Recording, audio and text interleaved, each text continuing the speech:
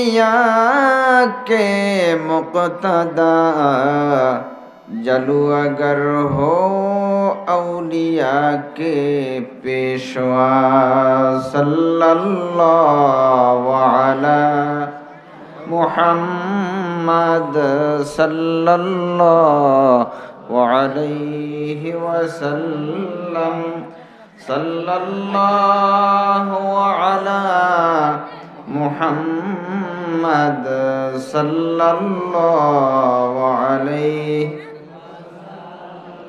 बलगल उला बिकमालिही कशफत दुजा बिजमालिही हसनत जमीउ खिसालिही सल्लु अलैहि व आलिही ला इलाहा इल्लल्लाह ला इलाहा इल्लल्लाह ला इलाहा इल्लल्लाह ला इलाहा इल्लल्लाह ला इलाहा गर के इश्क शौक़ गर कश्त तंदुरी इश्को आए अव्वलीन आखिरीन ला इलाहा इल्लल्लाह ला इलाहा इल्लल्लाह ला इलाहा इल्लल्लाहु मुहम्मदुर रसूलुल्लाह सल्लल्लाहु अलैहि वसल्लम। उत्तर शोलक শিকদার বাড়ি জামে মসজিদ যুব সমাজ ও এলাকাবাসীর উদ্যোগে আয়োজিত ষষ্ঠ বার্ষিক তাফসীরুল কোরআন মাহফিলের মোহতারাম সভাপতি সদরে আঞ্জুমান নজরুল মজিদ ওয়াল ইহতিসাম জনাব মাওলানা মোহাম্মদ ইদ্রিসুর রহমান সাহেব আতালাল্লাহু তাআলা ফি উমরিহি ওয়া বারাকাল্লাহু তাআলা ফি হায়াতিহি। আজিকার মাহফিলে কথা বলতেছিলেন এ পর্যন্ত ধারাবাহিকভাবে মাওলানা মোহাম্মদ জিহাদুল ইসলাম সাহেব, কথা বলতেছিলেন মৌলানা মোহাম্মদ আব্দুল্লাহ আল ফাহাদ, ইমাম ও খতিব উত্তর শোলক শিকদার বাড়ি জামে মসজিদ। ঠিক এখানটিতে এই ছোট্ট মানুষটি বসার আগে যিনি কথা বলতেছিলেন উদীয়মান তরুণ ব্যক্তিত্ব জনাব মাওলানা মমিনুল ইসলাম মমিন সাহেব, মঞ্চে উপবিষ্ট আপনাদের সকলেরই পরিচিত ব্যক্তি সত্তাগণ, ওলামায়ে কেরাম, এলাকার গণ্যমান্য ব্যক্তিবর্গ, এ মঞ্চে উপস্থিত আছেন আমার প্রিয় ব্যক্তিত্ব জনাব মাওলানা শহীদুল ইসলাম সাহেব, সহকারী তত্ত্বাবধায়ক, লক্ষণকাঠি দাখিল মাদ্রাসা। আমার সম্মুখে বসা উত্তর শোলকের আল্লাহ প্রেমিক, রসুল প্রেমিক দিনী ভাইয়েরা, যুবক বন্ধুরা, পর্দার নিরালায় আড়ালে অবস্থানরতা, পৃথিবীর হাসি ফুটন্ত ফুলের চাইতেও দামি আমাদের মা এবং বোনেরা, আলোচনার শুরু লগ্নে সকলকে হৃদয়ের মনি কোঠা থেকে দ্বীনি অভিবাদন বাণী জানাচ্ছি, একযোগে সালাম বলছি, আসসালামু আলাইকুম ওয়া রাহমাতুল্লাহি ওয়া বারাকাতুহু।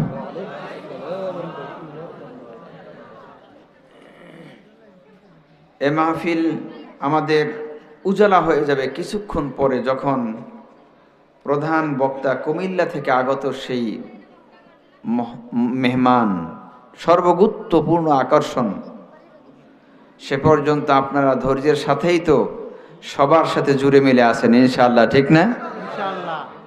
মাওলানা মোল্লা নাজমুল হাসান সাহেব নাওয়ারাল্লাহু তাআলা ফি হায়াতিহি, বলি আল্লাহুম্মা আমিন। আর আমি যত ছোট, এই মঞ্চের সামনে গ্যালারিতে যারা বসা আছেন তারা আল্লাহর কাছে তত বড়, আলহামদুলিল্লাহ। কারণ হলো আপনারা হলেন প্রধান আকর্ষণ। সুন্দরভাবে সাজায় তোলা হলো, কিন্তু একজন মানুষও আসলো না, ডেকোরেশনের কোনো দাম নাই। তামাম পৃথিবী বিজ্ঞানের আলোতে আলোকিত হয়ে গেল, কিন্তু আল্লাহ আল্লাহ বলে ডাকবার মতন কোনো মানুষ নাই। মুহূর্তের মধ্যে আল্লাহ তাআলা সায়েন্টিফিক ডেকোরেটেড পৃথিবীকে ধ্বংস করে দিবেন। কারণ একজন মোমেন যতক্ষণ পর্যন্ত পৃথিবীতে থাকবে ততক্ষণ ওই ফেরেশতা ইসরাফিলের সিংহা লইয়া দাঁড়াইয়াই থাকা লাগবে, ফুয়ার দিতে পারবে না। এজন্য এক মোমেন এক লোকমা খাবারে যে মজা পায়, দুনিয়ার সমস্ত কাফের কোটি কোটি লোকমায় সেই মজা পায় না। এখন আপনারা এখানে আসতে পেরে ভালো লাগতেছিল অবশ্যই। আপনারা যে সালামের জবাব বলেছেন, আমি তাতেই বুঝতে পারছি আপনারা আল্লাহর প্রতি কত রাজি এবং খুশি আছেন, ঠিক কিনা? তাহলে আবারও যদি ছোট মানুষটি সালাম দেয় তাহলে আপনারা সালাম নিবেন না? এ আকাশ বাতাস মুখরিত হয়ে যাবে ইনশাআল্লাহ। আসসালামু আলাইকুম ওয়া রাহমাতুল্লাহি ওয়া বারাকাতুহু। আবার দেখা হবে, আবার সাক্ষাৎ হবে, আবার স্নেহ ভালোবাসা শ্রদ্ধাবোধের বিনিময় হবে, সে অনেক দূরের কথা। এমন তো হতে পারে জীবনের একটি দুপুরে গোসল আজকেই শেষ, আর দুপুরের গোসল হবে না। এমন তো হতে পারে দুপুরের পেট পুরে খাবার আজকে জীবনে শেষ হয়ে গেল, সামনে কোনো দিন আর তা হবে না। এমনও তো হতে পারে নাকি ভাই? না, এতে কোনো সন্দেহ আছে? সুতরাং যারা এই মাহফিলে আসতে পারলাম, শুকরিয়ার ধ্বনি জানাই। এই আকাশ বাতাস পাড়ি দিয়ে, ইথার পাড়ি দিয়ে আল্লাহ পাকের আরশে আজিম পর্যন্ত পৌঁছে যাবে আমাদের শুকরিয়ার ধ্বনি। আমরা রাজি আছি কিনা? তাহলে শুকরিয়া বলতে হলে কি করতে হয়? আলহামদুলিল্লাহ বলতে হয়, ঠিক না ভাইয়া? আমি দেখছি আমাদের অনেক অমুসলিম ভাইয়েরাও কিন্তু এখন সুবহানাল্লাহ আলহামদুলিল্লাহ বলে, তারপরে দেখা হলে সালাম বলে। অর্থাৎ মনের অজান্তে মেসেজ পৌঁছে গেছে, পৃথিবীতে একটি রিসিপ্টেবল ধর্ম, রিলিজিয়ন, তার নাম হলো আল ইসলাম, আর সে জাতির নাম হলো মুসলমান। গোটা বিশ্বময় তা ছড়িয়ে পড়েছে। যেই মুসলমানদেরকে চিত্রিত করা হলো এরা সন্ত্রাসী, মনে আছে? এরা জঙ্গিবাদী, এরা অস্ত্রবাদী, গোটা পৃথিবী জানছে যে ওগুলি সব তাদের বিরুদ্ধে অপপ্রচার। এবং বিশ্ববাসী এখন জানতে পেরেছে মুসলমানেরাই সবচেয়ে বড় শান্তিকামী। অমুসলিমদেরকে বোঝানো হতো এরা তোমাদের ধর্মের উপরে আক্রমণ করবে, কিন্তু এখন দেখা গেল সেই প্রতিমাগুলিকে, সেই যেখানে মন্দির বানানো হয় এই মন্দিরগুলোকে এই আলেম ওলামারা, কোরআনওয়ালারা পাহারা দিয়েছে। যাদের ব্যাপারে ফোবিয়া ছড়ানো হয়েছে, আতঙ্ক ছড়ানো হয়েছে যে এরা অমুসলিমদের জন্য হুঙ্কার, এরা আতঙ্ক, এটা বোঝানো হয়েছে বিশ্ববাসীকে, ঠিক কিনা? কিন্তু বিশ্বে আজ প্রমাণ হয়ে গেছে মুসলমানেরাই সমস্ত মানুষকে নিরাপত্তা দেওয়ার দায়িত্ব রাখে। মুসলমানেরা সমস্ত মানুষগুলিকে জাতি, ধর্ম, বর্ণ নির্বিশেষে সকল মানুষকে নিরাপদে রাখতে যেই জাতিটি বদ্ধপরিকর, তাদের নাম হলো মুসলমান জাতি। কারণ আল্লাহর নবী মুহাম্মদুর রাসূলুল্লাহ সাল্লাল্লাহু আলাইহি ওয়াসাল্লাম বলেছেন, সংখ্যালঘু কোন জাতি সংখ্যাগরিষ্ঠ মুসলিম দেশে যদি বসবাস করে, আর ওই সংখ্যাগরিষ্ঠ মুসলমানেরা যদি সংখ্যালঘু অমুসলিমদের বিরুদ্ধে অত্যাচার নির্যাতন করে, অন্যায় অবিচার করে, তাহলে আমি রহমাতুল্লিল আলামিন নবী নিজে তাদের পক্ষ হইয়া মুসলমানদের বিরুদ্ধে আল্লাহর কাছে নালিশ করব। এই ভারতীয় উপমহাদেশে মুসলমানেরা শাসন করেছে 700 বছর পর্যন্ত। দিল্লির সালতানাত, দেওয়ানে খাস, দেওয়ানে আম, এখনো দিল্লিতে সেই স্মৃতিবাহী কেন্দ্রগুলি পড়ে আছে যে কত জলুস এবং ক্ষমতা আল্লাহ তাআলা মুসলমানদেরকে দিয়েছিলেন। সেই মুসলমান যেখানে 700 বছর 800 বছর এই উপমহাদেশ পরিচালনা করেছেন, মুসলমান যদি পরধর্ম সহিষ্ণুই না হতেন, উত্তম আচরণওয়ালা কোমল হৃদয়ওয়ালা যদি না হতেন, তাহলে একটা অমুসলিমকেও আমাদের উপমহাদেশে আর খুঁজে পাওয়া যেত না। ঠিক না ভাই? তাহলে আপনারা বলুন তো, বাংলাদেশের মুসলমানদের পাশাপাশি যে সমস্ত অমুসলিমরা আছে, তারা কি কষ্টে আছে না মায়ের কোলের চাইতেও আরামে আছে? মায়ের কোলের চাইতেও আরামে আছে। আল্লাহু আকবার। সুতরাং মুসলমান হতে পেরে আমরা সকলেই আনন্দিত। মুসলিম বাবার ঔরসে, মুসলিম মায়ের গর্ভে জন্মগ্রহণ করতে পেরে আমরা খুশি না বেজার? খুশি। কে কে আল্লাহকে একটু দেখায় দেয় আল্লাহু আকবার। ভাইরা আমার, এই আল্লাহু আকবার বলে চিৎকার মারবে, আলহামদুলিল্লাহ বলবে, আল্লাহু আকবার বলে বলে নামাজে দাঁড়িয়ে যাবে। এতটুকুন তৃপ্তি নেওয়ার জন্য কত অমুসলিম জায়গা জমি থেকে বঞ্চিত হয়েছে, মা বাবার ভালোবাসা থেকে বঞ্চিত হয়েছে। তারপরেও সে কালেমা পড়ে মুসলমান হয়ে বলতেছে, যত সুখ দুনিয়ায় পেয়েছিলাম তার চাইতে কোটি কোটি গুণ সুখ বেশি পেয়েছি আল্লাহর সামনে একবার সেজদা করে। সিজদাতুন ওয়াহিদাতুন খায়রুম মিনাদ দুনিয়া ওয়া মা ফিহা। একটি সেজদা এই দুনিয়া এবং দুনিয়ায় যা কিছু আছে তার চাইতে বেশি মূল্য রাখে। আল্লাহু আকবার। এখন কি আপনারা খুশি না বেজার? কে কে খুশি আল্লাহকে আরেকবার দেখায় দেই।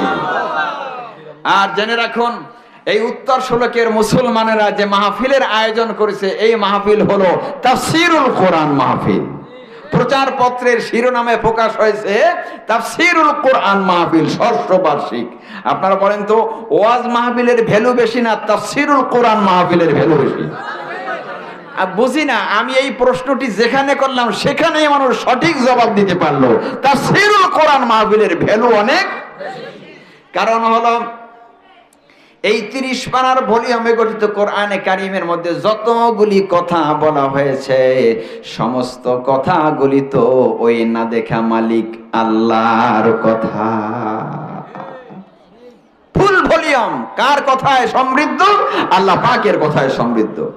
অনেক বান্দা খাবার খেতে বসলো, আপেল আসলো, বেদানা আসলো, কমলা আসলো, কত ধরনের খাবার আইটেমে আইটেমে ডাইনিং টেবিলের উপরে সাজায় রাখা হলো।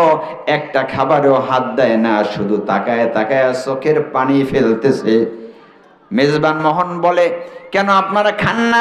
বলতেছে, কমলা যদি এত সুন্দর, এত সুগ্রান, এত যদি মজাদার হয়, আপেল যদি এত টসটসে হয়, তাহলে আমার আল্লাহ না জানি কত সুন্দর। সে আল্লাহকে কোন দিন দেখবো? অনেক মানুষ আছে আল্লাহ দেখার জন্য পাগল পারা হয়ে আছে। আল্লাহ কতদিন আর আপনাকে না দেখে থাকবো? আল্লাহ বলেন, বান্দা তোমারও যেমন কিছু নির্দিষ্ট নিয়ম নীতি আছে, মানুষ হিসাবে আমার সৃষ্টির সেরা আজীব মানুষ হিসাবে যেমন নিয়ম নীতি আছে, আমি আল্লাহ তো নিয়ম নীতি পালন করি, ওয়াজিবান বা ফরদান নয়। আমি তোমার স্বার্থে আমি আমার নিজের সুন্নত পালন করি। আমারও কিছু সুন্নাত আছে, আমি ইচ্ছে করলেই তোমাদের কাছে চলে আসতে পারি না। তোমরা যে বলো যে আল্লাহ তোমাকে দেখতে চাই, আমি কিন্তু আসতে পারি তোমার ওই প্রস্তাবে ইমোশনাল হয়ে, আবেগময় হয়ে যদি আমি চলে আসি তোমার সাথে দেখা করতে, আমি আসার আগেই তো আমার আগমনের অ্যাকশনে এই পৃথিবীটা জ্বলে পুড়ে ছাইখাই হয়ে ইথারে পাথারে ভেসে বেরোবে, উড়ে উড়ে যাবে, মিলে যাবে বাতাসের সাথে। আল্লাহ পাকের একটা অ্যাকশন আছে না? সূর্য আলো পায়, টিউবলাইট আলো পায়, সোডিয়াম লাইট আলো পায় কার কাছ থেকে? আল্লাহর কাছ থেকে। আল্লাহর মধ্যে আলো আছে দুই ধরনের, একটা হলো নূরে জালালি আর একটা হলো নূরে জামালি। এই নূর যদি ফোকাস পায়, মুসা নবীর কথা মনে আছে তো আপনাদের, ঠিক না? এত রাগী ছিলেন যে মাথার পাগড়ির মধ্যে থেকে রাগ করলে চুল খাড়া হয়ে বের হয়ে যেত, এত রাগী ছিলেন তিনি। সেই পয়গম্বর 1000 বার কথা বলতেন, একবার বললেন আল্লাহ আমি আপনাকে দেখবো, আরিনি। আল্লাহ বলেন লাং তারানি, কখনোই দেখতে পাবে না। মুসা নবী বলেন আল্লাহ আমি আপনার আদরের নবী বলে সকলে জানে, আমার প্রস্তাবটা ক্যান্সেল করিয়েন না। শেষ পর্যন্ত আল্লাহকে রাজি করিয়ে ফেললেন। সিনাই এলাকার তুর পাহাড়ের শীর্ষে উঠলেন, মনে আছে না? পাইছিল দেখতে, দেখতে পায়নি, তবে একটি ফোঁটা ছেড়ে দিয়েছিলেন, তাতে তুর পাহাড় ভেঙে খান খান হয়ে এক অংশ 800 মাইল দূরে গিয়ে পড়ে গেছে, আর এক অংশ 100 মাইল দূরে ছিটকে গিয়ে পড়েছে, আর এক অংশ যেখানে নবী মুসা দাঁড়িয়েছিলেন ওই অংশ কোন রকম আছে, আর বাকিটা জ্বলে পুড়ে ছাইই হয়ে গেছে। আল্লাহু আকবার। যেটুকুর উপরে তিনি অবস্থান করছিলেন সে জায়গাটু কালো হয়ে, মানে কয়লা, সেটাকে মানুষের সুরমা বলে। সুবহানাল্লাহ। মুসা নবী গেলেন বেহুশ হয়ে, গোট বাছা 70 জন লোক নিয়ে গেছিলেন আল্লাহ দেখার জন্য। ওরাও তো কম না, নবীরে অনেক জ্বালাইছে, আল্লাহ দেখাও, আল্লাহ দেখাও, তুমি দেখো আমরাও একটু দেখি, আসো আসো তোমাকে লইয়ে যাই 70 জন। কিন্তু এই নূরের ফোকাস যে এত তীব্র হবে ওরা তা বুঝতে পারে নাই, ফেরাউনও তো বুঝতে পারে নাই, ঠিক না? নতুবা মুসা নবীর 6 লক্ষ লোককে তাড়া করে আসলো, এসেই দেখে কি নদী। কিন্তু মুসা নবী হাতে লাঠি ফেললেন, হাত থেকে ছাড়লেন, আর 12টা রাস্তা হয়ে গেল। তখনও বুঝে আসে না যে এই রাস্তা তো আমার সৌজন্য হয়, নবী মারতে আসছি আমি, এই রাস্তা তো মুসা নবীর সৌজন্যে আল্লাহ বানাই দিয়েছেন। সুবহানাল্লাহ বলেন না? অর্থাৎ তখনও মাথায় খেলে না যে এখানে নামলে ডুববে মরা লাগবে, বুঝতে পারে না, নামছে 12 লক্ষ সহ আল্লাহ ডুবাইয়া শেষ করে দিয়েছেন। এরকমই তারা বুঝতে পারে না। ওই মুসা নবীর সময়ে এই তো ফেরাউন তো সেই সময়ের এই লোক, ঠিক না? ফেরাউন কয়শো বছর হায়াত পেয়েছিল? 600 বছর। কতজনের কত মন্তব্য আছে, কিন্তু বয়স যে আমাকে চাইতে বেশি পেয়েছিল এতে তো আর কোনো সন্দেহ নাই।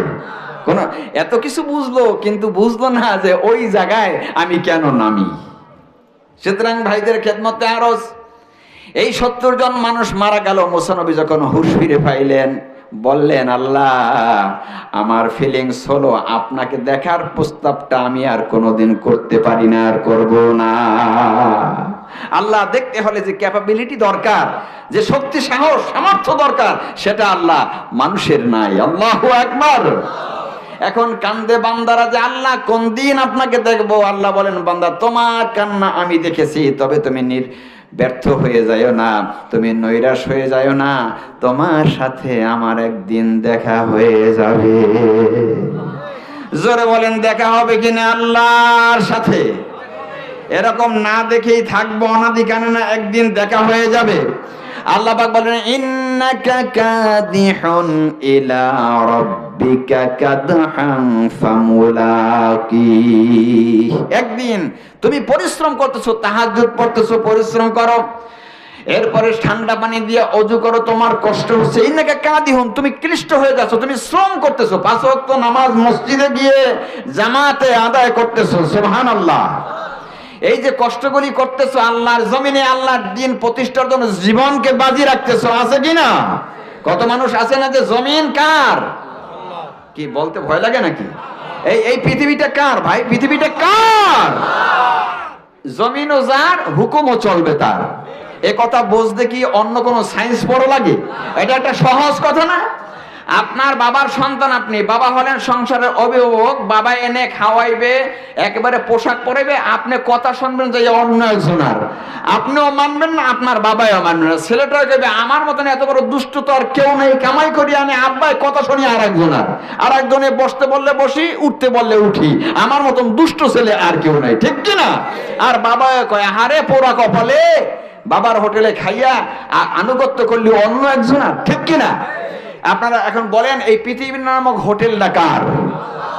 আলা লাহুল খালকু ওয়াল আমর, সৃষ্টি যার, আইন চলবে তার।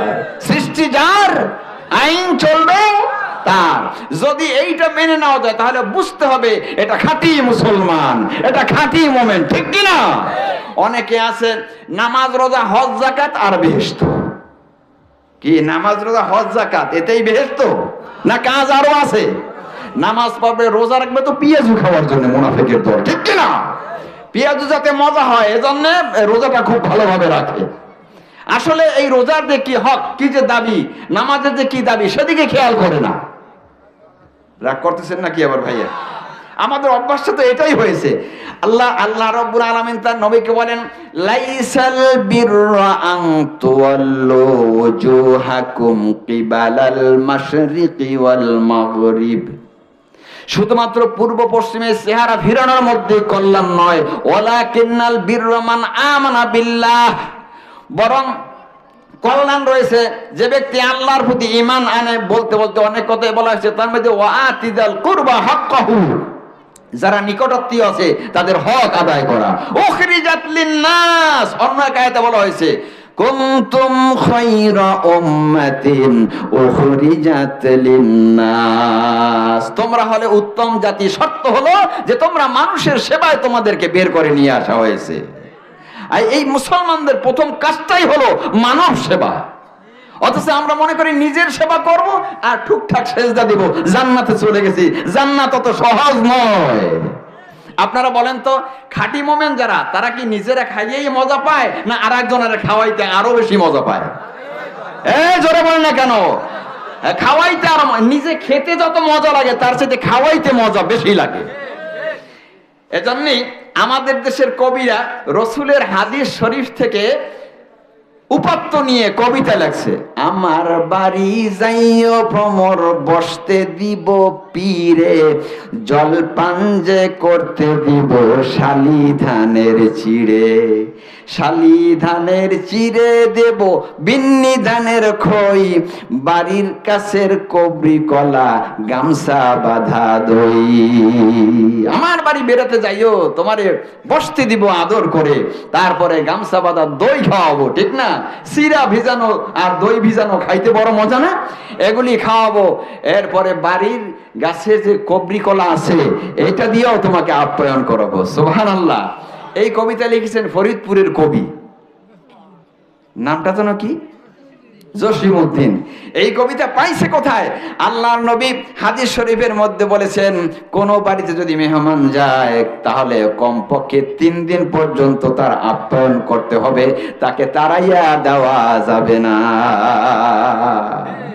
এদেশবাসী মুসলমান হোক, হিন্দু হোক, খ্রিস্টান হোক, আমাদের এই 96% মুসলমানের দেশে এখন তারাও এরকম আচার আচরণে তুষ্ট হয়ে গেছে। একটা হিন্দু বাড়িতেও যদি যান, কাকি আম্মা আমাকে 1 গ্লাস পানি দেন, বলেন তো দরজা খুলে আপনাকে দেবে কিনা? দেবে কিনা? এটা মুসলমান দেশের বৈশিষ্ট্য, বলেন না আলহামদুলিল্লাহ। আমরা মনে করি যে নিজেকে নিয়ে ব্যস্ত থাকলেই বুঝি জান্নাতে গেলাম, কালেমা বললাম লা ইলাহা ইল্লাল্লাহু মুহাম্মাদুর রাসূলুল্লাহ বললাম, জান্নাতে চলে গেলাম। আসলে জান্নাতে যাওয়া অত সহজ নয়, আবার অত কঠিনও নয়। আপনি যখন ইসলামের মূল কাজগুলি করতে করতে আদি হয়ে যাবেন, অভ্যস্ত হয়ে যাবেন। যেই লোকটা বছরের মধ্যে 1 ওয়াক্ত নামাজ পড়তো না, সেই লোকটা এখন কোরআনের হেদায়েত পাইয়া এমন ডিসিপ্লিনড হয়ে গেছে, 5 ওয়াক্ত নামাজ জামাতের সাথে পড়ে। কইলে ভাই এই নামাজগুলি পড়তাম না, সময়গুলি কোন দিকে যাইতো টেরও পাইতাম, আর এখন সময়ের কত বরকত আমার হয়েছে। কি বলেন? ইউসুফ ইউহানা পাকিস্তানের খেলোয়াড়, কোরআন পড়ে পড়ে মুসলমান হয়ে গেলেন। খ্রিস্টান ছিলেন তিনি। মুসলমান হওয়ার পরে দেখা যায় খেলার ক্যারিয়ার আগের চাইতে বাড়ছে। সাংবাদিকরা জিজ্ঞাসা করে, ব্যাপার কি? এখন নামাজ পড়তে সময় লাগে, কোরআন শরীফ পড়তে সময় লাগে, তাসবিহ তাহলিল পড়তে সময় লাগে, দিনের দাওয়াত দিতে সময় লাগে, এত সময়ের স্যাক্রিফাইস হচ্ছে, তারপরে আপনার খেলার ক্যারিয়ারও বেড়ে গেছে। ব্যাপারটা কি? বলে যে ভাই আপনি বুঝবেন না, নামাজ পড়লে মানুষ এমনিতেই সকল সাইডে ডিসিপ্লিনড হয়ে যায়। এজন্য নামাজি হওয়া আমাদের জরুরি। আর আল্লাহ পাককে দেখি না, এই অন্তরের মধ্যে পিপাসা আছে, আল্লাহকে একটু দেখবো। আল্লাহ বলেন তোমার সাথে একদিন দেখা আমার হয়ে যাবে। আল্লাহু আকবার বলি। আল্লাহকে কে কে দেখতে চায় একবার হাত তুলে মালিকরে দেখাইয়া দেই।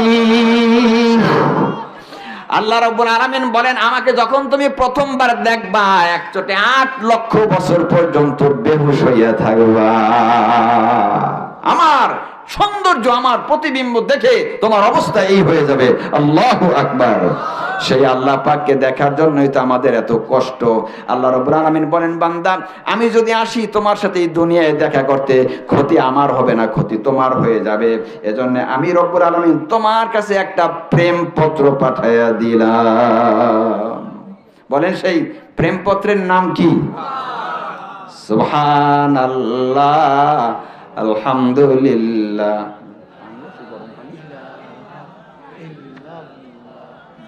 সুবহানাল্লাহ লা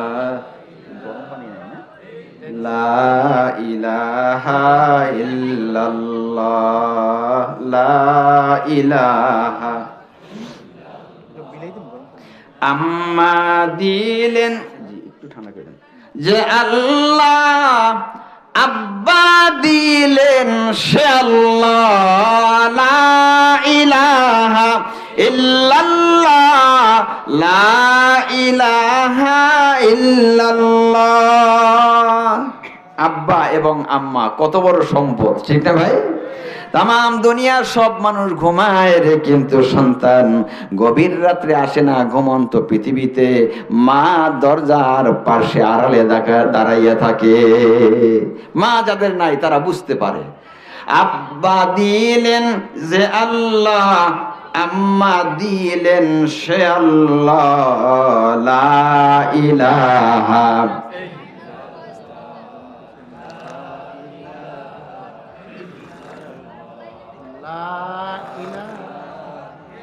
লা ইলাহা ইল্লাল্লাহ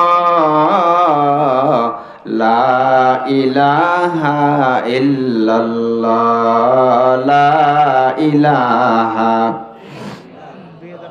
কোন সন্তান যদি মায়ের চেহারার দিকে তাকাইয়া মনে মনে ভাবতে থাকে, তো আমার সেই মা যেই মায়ের গর্ভের মধ্যে আমি 10টা মাস পর্যন্ত পাহাড়ের মতন বোঝা হইয়া মাকে কষ্ট দিয়েছিলাম, এই তো আমার সেই মা।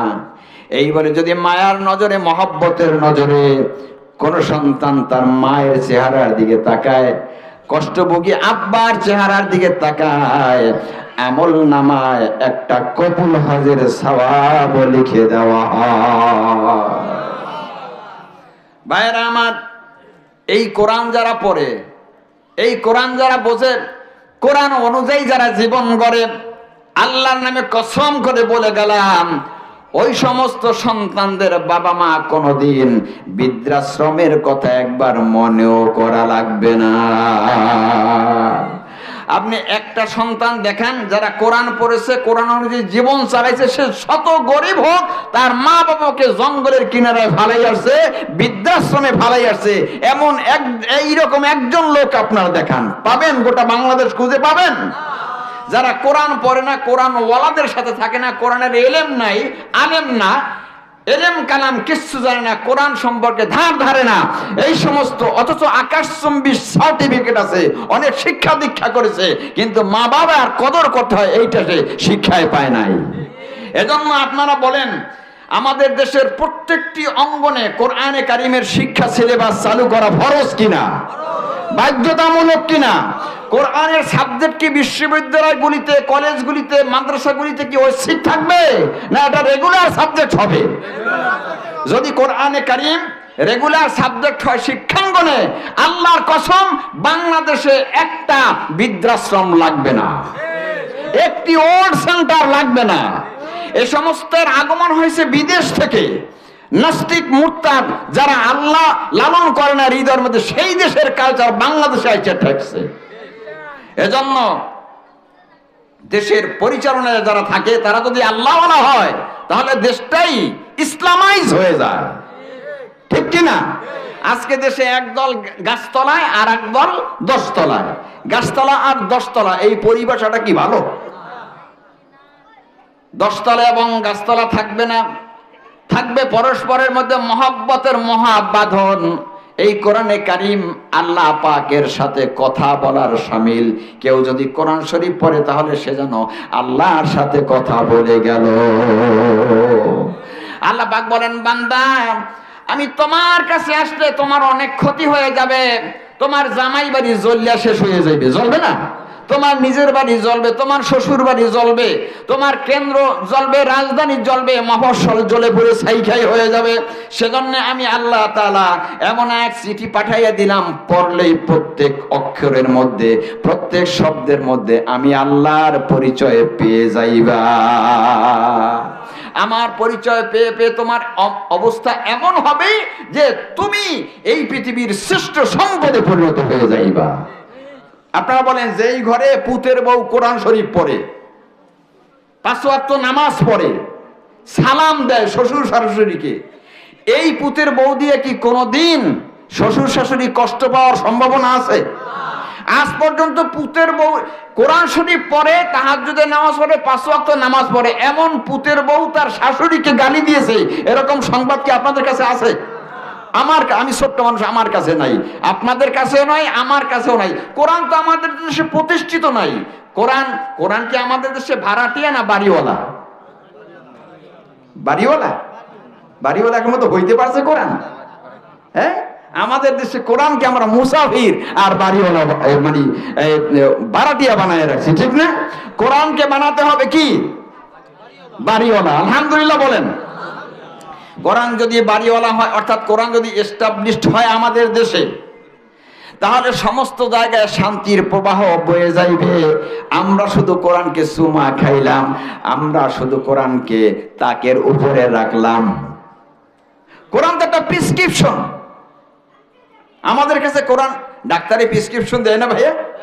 ডাক্তারি প্রেসক্রিপশন দিয়ে বলে, ভাই এটা হাতে নেন, 1000 টাকা দিয়ে আপনি এটা যে নেছেন প্রেসক্রিপশন, এটা হাতে নেন, নিয়ে পড়েন, বোঝেন, ডাক্তারের কাছে যান, ফার্মেসি ম্যানের কাছে যান, এরপর দেখান এবং এই ডিরেকশন অনুযায়ী ঔষধপাতি আনেন, তারপরে খান, আপনি সুস্থ হয়ে যাবেন আল্লাহর রহমতে। ডাক্তার এরকম বলে না? এবারে লোকটা কি করলো? আমি বলছি কোরআনে কারিম হলো আমাদের জীবন পরিচালনার প্রেসক্রিপশন, জীবন পরিচালনার গাইডলাইন, একটা পথ নির্দেশ। যেরকম ডাক্তারে দিয়ে দিল প্রেসক্রিপশন, রোগী বাসায় এসে কয়, হারে কত শ্রেষ্ঠ ডাক্তার, বিদেশি ডাক্তার আসছে, তার প্রেসক্রিপশন করাইছি, 2000 টাকা নিয়েছে ভিজিট, খালি সুমা দেয়। কি রে সুমা দেয়? প্রেসক্রিপশনে আসছে সুমা দেয়, মকমল কাপড় দিয়ে পেঁচাইছে, এরপরে সেন্ট স্প্রে করছে, দামিও সেন্ট স্প্রে। কয় এত বড় দামিও ডাক্তারে দেওয়া পরামর্শ বই, এটা কি নিচে রাখা যায়? তাকের উপরে রাখছে। না যায় ডাক্তারের ঔষধের দোকানে, না যায় কারো কাছে বোঝার জন্য, আর দিনের পর দিন রোগ বেড়েই চলেছে। লোকেরা বলে এত বড় ডাক্তার দেখাইলে রোগ ভালো হয় না কেন? কি কছো?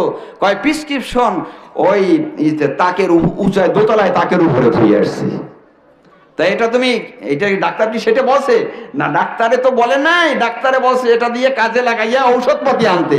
আমি কিছুই তা করি নাই, এত বড় ডাক্তারের প্রেসক্রিপশন এটাকে সম্মান দিয়ে তাকের উপরে রাইখে আসছি। আর মাঝে মাঝে তাকাই কই, আরে ডাক্তারের প্রেসক্রিপশন, কত সুন্দর প্রেসক্রিপশন ডাক্তার আমার দেশে, সুবহানাল্লাহ। তা আমাদের অবস্থা হয়েছে এই যে আমরা কোরআনকে খুব ভালোবাসি, আল্লাহ দেওয়া চিঠি খালি বুকে লাগাই, চুমো খাই, কিন্তু এই কোরআনে কারিম যে আমাদের জীবন পরিচালনার একটা গাইড বুক, সেটা আজও পর্যন্ত বুঝতে পারি নাই। যদি বুঝতে পারতাম, পরিবারে, সমাজে, রাষ্ট্রে, ব্যক্তিতে, রান্নাঘর থেকে শুরু করে ক্যাপিটাল সিটি পর্যন্ত সকল জায়গায় শান্তির ধারা জারি হয়ে যাইত। জোরে বলেন না সুবহানাল্লাহ।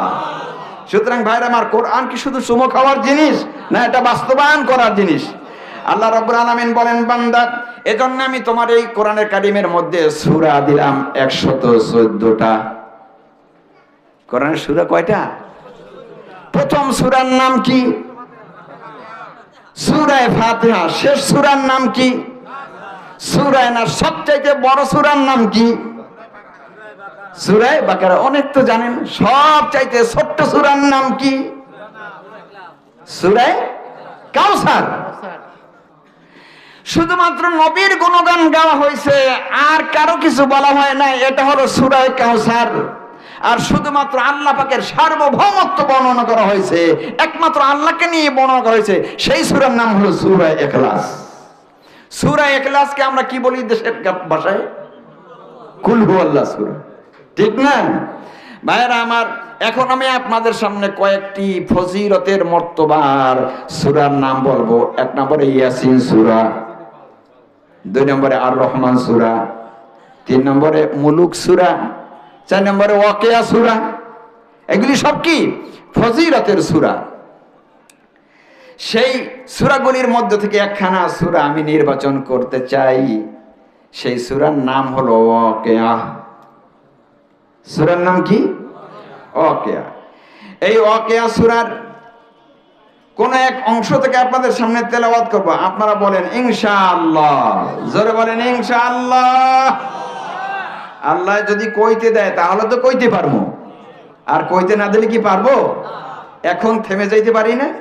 আপনিও থেমে যেতে পারেন, আমিও থেমে যেতে পারি। এখন আসুন কোন জায়গা থেকে বলবো? কোরআনে কারিমের এক দুইটা আয়াত দিয়ে তো সারা রাত বললো তাফসীর শেষ হয় না। হয়? আমরা ছোট্ট মানুষদের অবস্থা যদি এই হয়, তাহলে বড় যারা মুফাসসির আছেন পৃথিবীতে তাদের অবস্থা কি? আল্লাহু আকবার বলি। ভাইরা আমার, আসুন আমরা বলতেছি সূরা আল ওয়াকিয়া থেকে 63 নম্বর আয়াত, 64, 65 নম্বর আয়াতগুলি বলতে চেষ্টা করব ইনশাআল্লাহ। তবে জেনে রাখুন, সময়ের দৌরত্বতা আমাদের হাতে অনেক কম। এখনই তো কতগুলি টাইম হয়ে গেছে। প্রধান অতিথি আপনাদের সামনে আসবেন। আপনার সন্ধ্যা থেকে এই পর্যন্ত শুনেছেন। আসলে কথা শোনাইতে হলেও কিন্তু একটা পরিবেশ, একটা সময়ের পরিধি দরকার আছে। জোরে বলেন আছে কি না? আছে। আমি আপনাদের সামনে একটু ডাক দিয়ে যাই, একটু আওয়াজ দিয়ে যাই, যাতে করে আমরা কোরআন পড়তে অভ্যস্ত হই এবং কোরআন দ্বারা উপকৃত হতে আমরা রাজি হয়ে যাই। বলি না আল্লাহু আকবার। অনেকেই বলে there is no God. There is, ইংরেজি পড়ছে তো, তাই দেয়ার ইজ নো গড বলে। আপনারা তাকায় দেখেন, তারা বলে যা দেখি না তা মানি না, অথচ ওনাকে মাননেই এই কথাটা বলছি। বলেন এই কথাটা বলতে গিয়ে ঠোঁট লাগানো লাগছে না? আল্লাহরে মানি না এই কথা বলতে গিয়ে কি লাগছে? ঠোঁট লাগছে। ঠোঁট কার? আল্লাহ দিয়েছে না? নিজেরটা নিজে বানাইছে। জিহ্বা নাড়াইলো, জিহ্বা কার? বোকাল কর সররজ্জু, এই কণ্ঠনালী কে বানাইছে? আল্লাহ। আল্লাহ দেওয়া জিহ্বা, আল্লাহ দেওয়া ঠোঁট নাড়াইয়া বলে আল্লাহরে মানি না। এর চাইতে বোকা কি দুনিয়ায় আর আছে নাকি?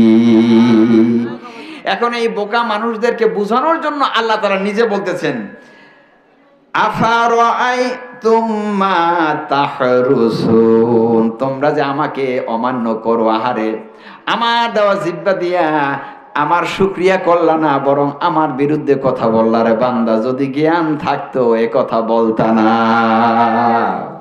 তাকায় দেখো, আফারাআইতুম মা তাহরুসুন, তোমরা কি দেখছো নাকি এই যে চাষাবাদ করো তোমরা, এই যে জিরাতপাতি করো তোমরা, আমাদেরকে আল্লাহ স্মরণ করাই দিতেছেন। কেমন ভাবে ভুলো বান্দা আমাকে, তুমি কিভাবে ভুলে যাও?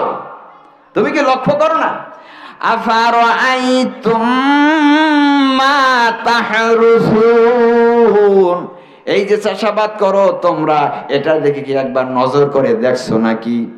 কোটি কোটি দানা জমিনে তুমি ফালাইয়া আসলা, এই ফালানোর আগে ইউরিয়া দেওয়া, ফসফেট দেওয়া, জিপসাম দেওয়া, কালা সার দেওয়া, সাদা সার দেওয়া, লাল সার আছে না? এইগুলি দিলা, চাষাবাদ করলা, কোটি কোটি দানা তুমি বুনাইয়া থইলা, এরপরে মই দিয়া ঢাইকা দিয়ে আসলা, কভারেজ করে আসলা। বলেন কভার দেওয়ার পরে ওই দানা উদ্গঠিত হওয়ার ব্যাপারে আপনার আমার আর কোনো দায়িত্ব থাকে নাকি? কোনো দায়িত্ব থাকে? আল্লাহ পাক বলেন, বান্দা তোমারে আমি আরামে ঘুম পড়াইয়া দিয়া, আমি আল্লাহ আমার নিজের জন্য ঘুমকে হারাম করে দিয়ে তোমার বুনানো ওই দানার দিকে রহমতের নজর দিয়া তাকায়া থাকি। আরামে ঘুম পড়ে গেলা, পরের দিন সকালবেলায় যখন ঘুম থেকে জাগলা, যাইয়া দেখো কোনো কাজ করলাম না, দাঁড়াইয়া একবার ওই দানাগুলির দিকে তাকাইয়া কোনোদিন বলি নাই দানারা আমরা কষ্ট করিয়া ফালাইছি, তোর এবার গজাই ওঠা, এমন কোনো কাজ আমরা বলি নাই, করি নাই। তারপরেও আরামে ঘুম পড়াইয়া দিয়া ওই দানাগুলিকে কে গজাইছে? আল্লাহ পাক বলেন, বান্দা এই দানাকে আমি যদি হুকুম করি তাহলে গজায়, হুকুম যদি না করি সে কোনোদিন অঙ্কুরিত হবে না। এজন্য আমাদের বাংলাদেশের সদর হুজুর নামে পরিচিত ছিলেন তিনি, সদর সাহেব হুজুর ফরিদপুরের, মনে আছে না? আল্লামা শামসুল হক ফরিদপুরি রহমতুল্লাহ তার কিতাবের মধ্যে লিখেছেন, দুনিয়ায় তালের দানা হোক, মেহগনির দানা হোক, করল্লার দানা হোক, কাঁঠালের দানা হোক, যত দানাই মাটির নিচে বপন করা হোক না কেন, ওরা ওঠার সময়, গজাবার সময় চিকুন একটা অঙ্কুর নিয়ে গজায়।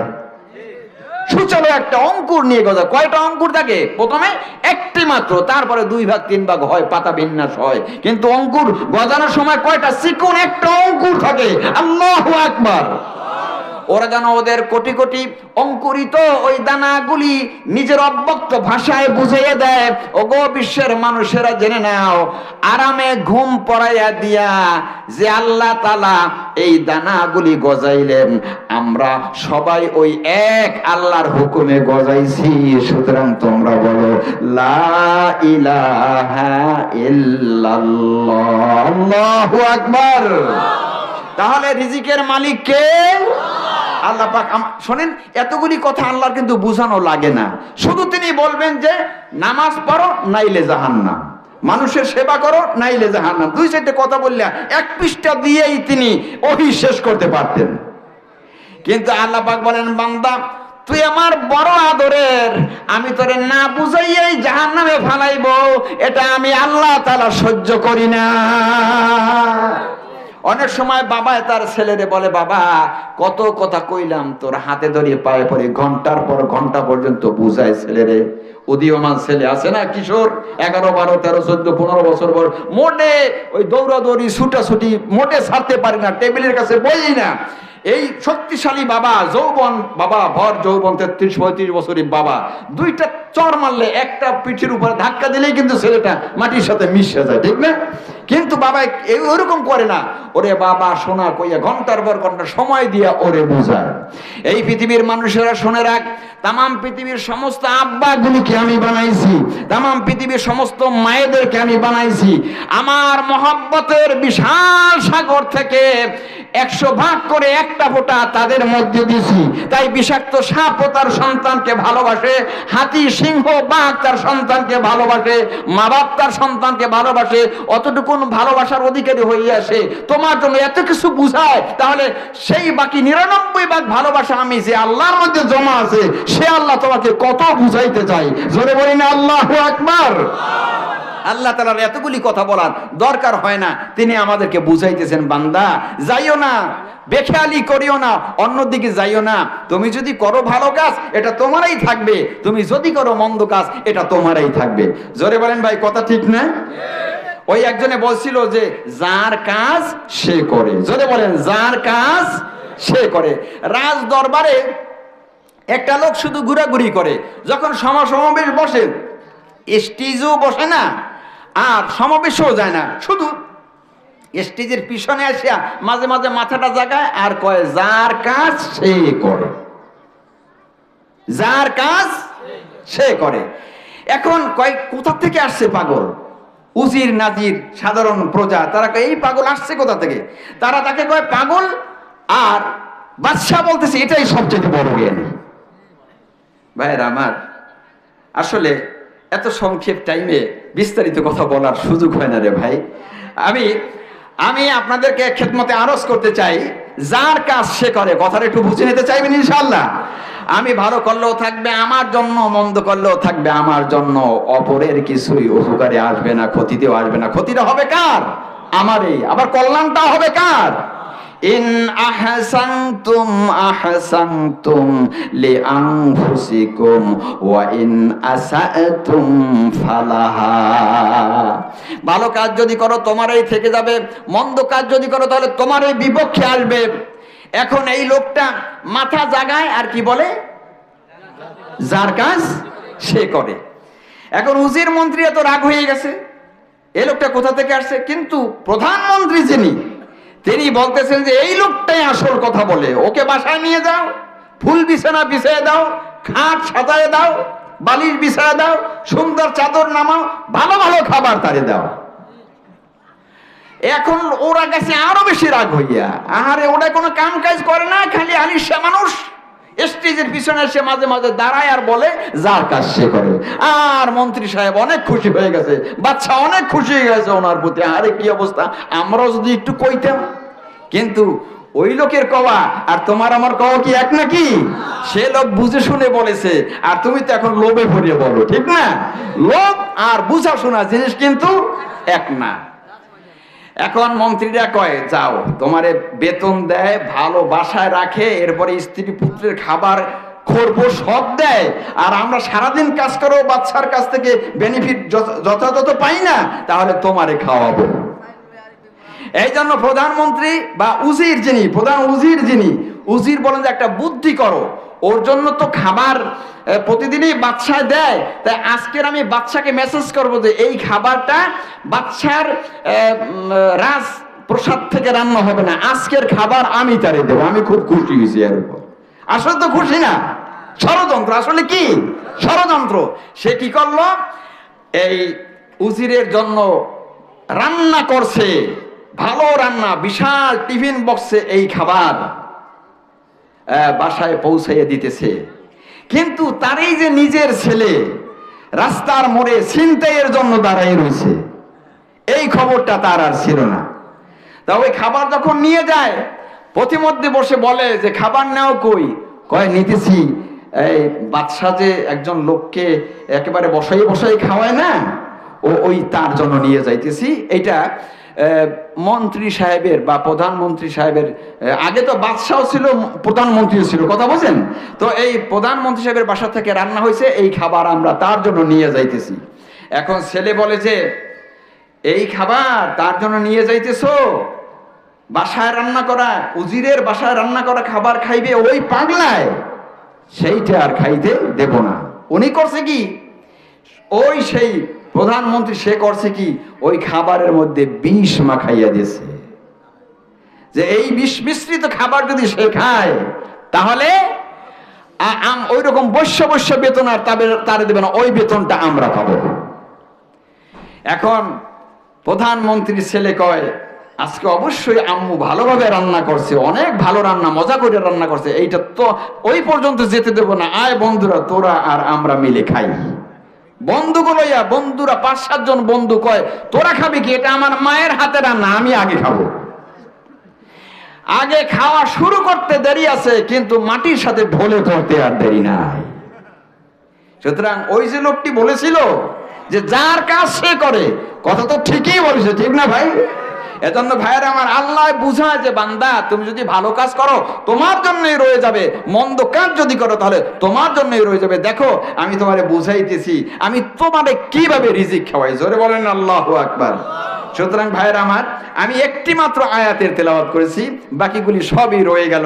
যদি আমার কখনো দেখা হয় এই ছোট্ট বিন্দু মানুষটির সাথে, তাহলে হয়তোবা বলতে পারবো, নতুবা দেখা তো আজকেই শেষ দেখা, আপনার সাথে আমার সাথে আপনারও হয়ে যেতে পারে, ঠিক না ভাই? একটু কি দোয়া করা যাবে? হ্যাঁ, ছোট্ট হলে কি দোয়া করা যায় না? ছোট মানুষদের জন্য দোয়া করা যায় না?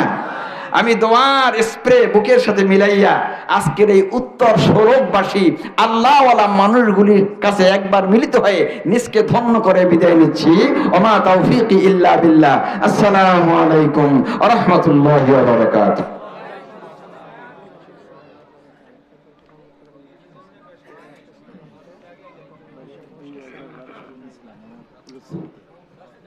সম্মানিত উপস্থিতি, এতক্ষণ আমরা সম্মানিত বিশেষ বক্তার কাছ থেকে আমরা আলোচনা শুনতেছিলাম। আমাদের আজকে মাহফিলের মধ্যমণি বিশ্ব ইসলাম চিন্তাবিদ উনি আসতেছেন, হয়তো দু একদিনের মধ্যে আমাদের মঞ্চে এসে যাবেন। এ পর্যায়ে আমি একটি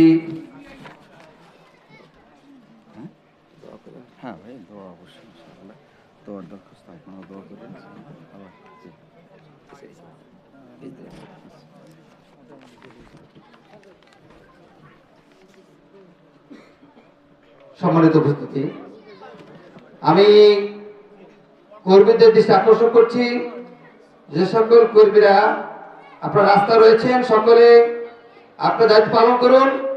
আপনারা নিজেরাও এই মাহফিল শোনার জন্য একটু কাছে চলে আসুন, আর রাস্তা যারা রয়েছেন তারা মেহরবানি করে ভিতরে চলে আসুন, সকলে ভিতরে চলে আসুন। আমাদের দোকানপাট এখন বন্ধ থাকবে, যেহেতু প্রধান বক্তা আলোচনা করবেন, দোকানপাট সকল দোকানপাট বন্ধ থাকবে। আমরা রাত্র 10টা প্রায় বেজে যাচ্ছে, আমাদের প্রধান বক্তা আলোচনা করবেন। এর আগে আমি আমাদের এলাকার কৃতি সন্তান বাংলাদেশ জামাত ইসলামের সম্মানিত 5-16 ইউনিয়নের সম্মানিত আমির জনাব রফিকুল ইসলাম নাসির সাহেব উপস্থিত হয়েছেন। আমি তাকে কয়েক মিনিট শুভেচ্ছা বক্তব্য দেওয়ার জন্য অনুরোধ করছি। আমাদের প্রধান বক্তা আসার আগে উনি দুই কথা বলবেন। প্রধান বক্তা আসলেই আলোচনা শুরু হবে ইনশাআল্লাহ।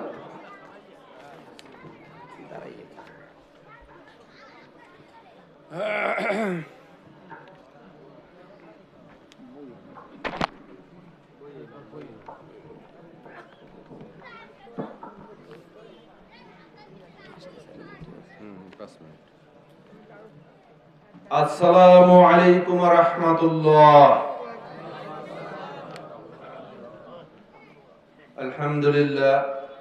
আলহামদুলিল্লাহ ওয়াহদা, আসসালাতু ওয়াসসালামু আলা মান লা নাবিয়্যা বাদা ওয়া সাল্লাল্লাহু তাআলা আলাইহি ওয়া আসহাবিহি আজমাইন। উত্তর সড়ক শিখ দরবারে জামে মসজিদ ও এলাকার যুব সমাজ কর্তৃক আয়োজিত বাৎসরিক ষষ্ঠ ওয়াজ মাহফিলের সম্মানিত সভাপতি, উপস্থিত আমার সম্মুখে ইসলাম প্রিয়, আল্লাহ প্রিয় মুমিন মুজাহিদ ভাইয়েরা, পর্দার অন্তরালে মা বোনেরা, উপস্থিত আছেন আমন্ত্রিত বিশেষ মেহমান, মঞ্চে উপবিষ্ট উলামা ইকরাম এবং উপস্থিত প্রধান মেহমান ও বিশেষ মেহমান, আসসালামু আলাইকুম ওয়া রাহমাতুল্লাহ। অনেকক্ষণ আমরা ওয়াজ শুনেছি। আমি আসলে ওয়াজ করার জন্য এখানে উঠি নাই।